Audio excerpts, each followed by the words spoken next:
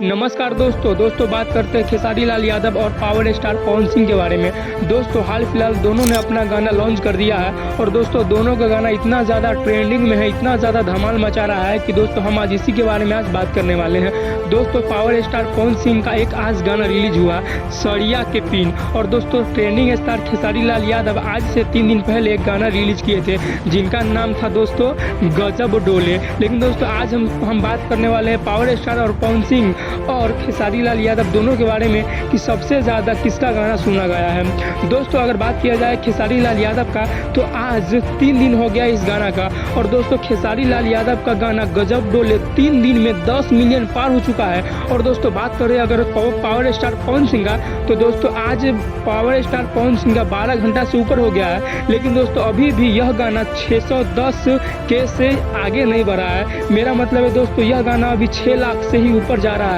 अभी तक दोस्तों यह गाना का 1 मिलियन भी नहीं हो पाया है।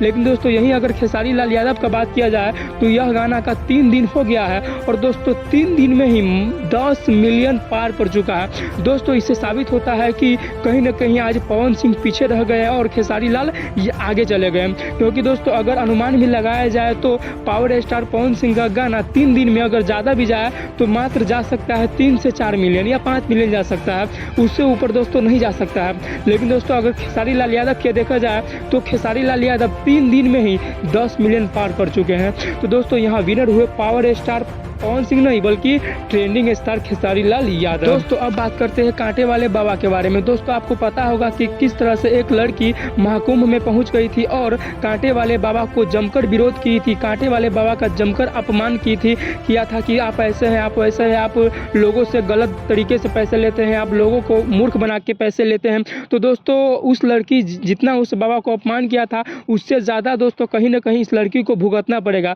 क्योंकि दोस्तों ऐसा माना जा रहा है कि योगी सरकार उन पे एक्शन ले लिए है कि अब उस लड़की को खोजा जा रहा है। क्योंकि दोस्तों यूपी में ऐसा कुछ भी बर्दाश्त नहीं होगा कि जो भी सनातन धर्म का विरोध करेगा उनको दोस्तों छोड़ा नहीं जाएगा। और दोस्तों उस पे योगी जी काफ़ी ज़्यादा एक्शन ले रहे हैं कि उस लड़की को खोजिए।